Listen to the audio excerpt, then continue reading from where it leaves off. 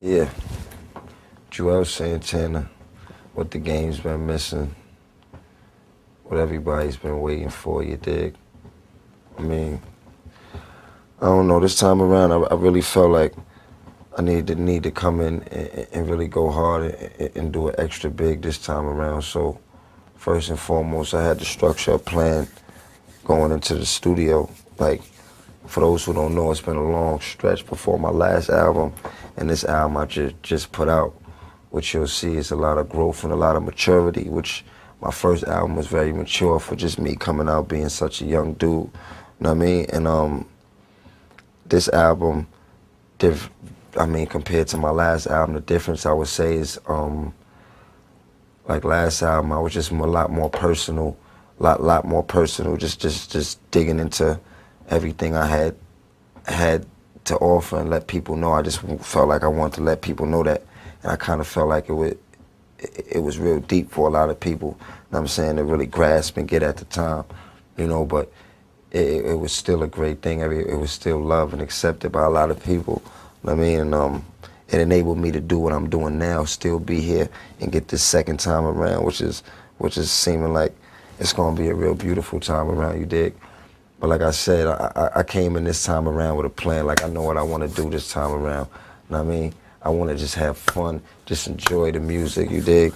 And get it going. So once I formatted that, I said, what can I do different this time that I didn't do last time? I said, just be hands-on with everything. So first and foremost, I came out, I built my own studio, which is Santana's Town, a place you see me at right now, you dig? Once the studio was built, it was like, I just came in and went straight to work, boom. Like, I gotta get it. And I ain't go home, I ain't shave, I ain't take a bath. My shit was wolfing. I was just up in this motherfucker grinding 4 or 5 songs a day, whatever it took, you know what I mean? But it was just inside music. I was just holding and just letting people know, yeah, I got 60 songs, man.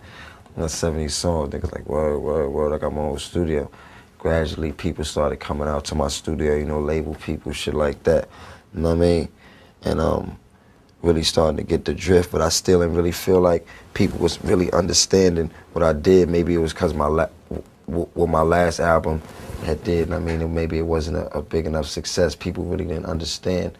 But I'm in the studio, I'm like, man, these people really don't understand. So, you know, I put together the whole More Crack mixtape shit. And it's pretty much just like the same way I got started with the whole Diplomat mixtape. That was like the first mixtape that got a nigga popping and all that, you know? So, it's pretty much, I formatted my mind back to that. Cam always told me, you gotta feed the streets, and it's like, I just blacked out on that one line, like, you gotta feed the streets, you know what I'm saying? And I just really went in with that, you know what I'm saying? So I formatted my whole mixtape shit, and I knew I had all the music was there already, like I told you, I had been working, you know what I mean? Built my own studio, did a bunch of songs, so it was nothing to just keep putting out music, so that's what I did. I put out the music, and you know, the streets responded. Then I went on to do a lot of other things that a lot of niggas in my position, they just wasn't doing for themselves. You know what I mean? I just felt like, I'm looking at it like, yo, I'm that nigga, and if don't nobody understand it, I understand it and I know it. You dig? So I got to let these other people out here know it. I mean, as far as fans, as far as industry niggas, as far as label people that just ain't paying attention to what they need to be paying attention to. You know what I'm saying? So I went out and I did that. And like I said, the streets responded, everybody responded. So now it's like, all right, it's what you see now, like Juelz Santana. Well, I really wanted to bring that attention to the label because like I said, I always had that street love, but you know, I had just kind of leaned back for a minute. It wasn't really fucking with nothing. I was just in the studio, just doing the music and just letting it sit. You know what I mean? But yeah, once I got that attention from the label, that's the attention I felt like I really needed, you know what I mean? You know, Cam was going through the whole situation where it was just like a big situation. It wasn't even like a situation he was going through. It was just a big situation all of us was going through as far as just changing labels and everything like that. So everybody was left with a decision. You know, Jimmy was on Koch, Cam went with Asylum, and I wound up staying on Def Jam. And me staying on Def Jam was never a situation about, I mean, going against Cam, because first of all, we're a unit, and we one of the strongest units, as you can see, and as a lot of you niggas just look at, you know what I mean, and notice out there. I mean, we all move as one, so if it's one decision gonna be made, we will all just move in that direction, you dig? But everybody had a decision to you know, go out and do what they felt was like best for their situation as far as, I mean, just distribution-wise, because we all under Dipset, and Dipset is the foundation, the family, the formula, the structure, the heart, you know what I mean? What keeps the movement going. Well, I fuck with a couple of niggas. You know, my last album was pretty much just me. And I had T.I. on my last album. This album, I got my man Young Jeezy on there. I got Lil Wayne on my album. Lil Wayne, I've been fucking with him. I just feel like as a young nigga, he just represent a lot of the same shit that I represent, you dig? Just that underground sound, just that real sound. He was on my list for one of the niggas that I felt as far as when I hear, you know, lyrically and just hear spitting. So I hollered out, reached out to him, you know, and it was a mutual feeling. I worked with Game on my album. He came to my studio. Actually, it was a while ago. You remember around the time when Game did the whole Certified Gangster joint with Jim and everything. We was fucking with Game real hard. You know, he came out, he did his album.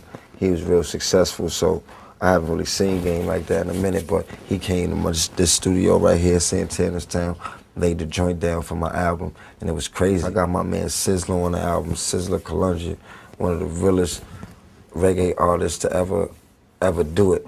If you don't know, you better get to know, man. My nigga came, he came in my studio and just blessed me with something out of this world. Like, that's one of the most incredible songs on my album. I feel like it's one of the most incredible songs I ever did. You know what I mean? It's called Shots. And of course, you know, I got the family on there, Dipset, Cam, my nigga Jim Jones on the album, my nigga Hell Rell on the album. Niggas look out for my man Hell Rell, he's coming real soon, he's coming hard too. This album, it was really much like a format with me doing this album. I knew what I wanted to do. I said to myself, like, I want to go in and I just want to have fun with the music. And that's exactly what I felt like I did. And you'll definitely get to hear that and see how I expressed that going through this album. You know what I mean? I got a genuine love and respect for Harlem.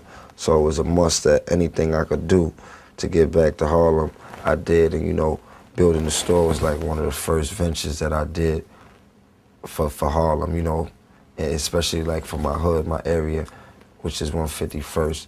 Amsterdam, 153rd, you dig? And I built the store up there. It's called Santana's Town. It's pretty much where you can, you know, get anything that's fly, man. From CDs, if it's the hottest CD, it's there, man. If it's the hottest clothes, it's there, man. If you know what I mean, if it's Air Ones, of course, that's the hottest thing. White T-shirts, it's there, man.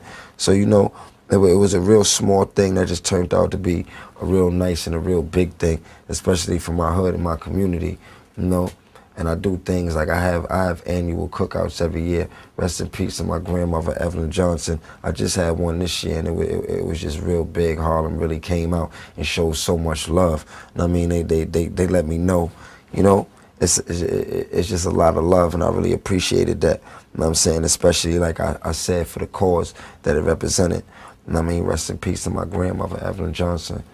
You know, one of the reasons I'm so motivated just to doing the things and working as hard as I do right now. You know what I'm saying? I got my clothing line coming up, the Z line. Y'all can look forward to that. If you know about me, you know I get fly, so man, look forward to that clothing line coming out. It's called the Z line, and it's gonna be backed by Johnny Hanson. And we're gonna do it real big. I just left the Magic show. It was real big. I got so much love. I seen a bunch of people out there, you know. Bunch of people doing their thing. It's a lot of niggas doing their motherfucking thing on this closing tip too. So I know I gotta come with some shit, but don't worry, my swag is up. So for all you niggas who think about swagger jacking, stop it, please. I got something for that ass.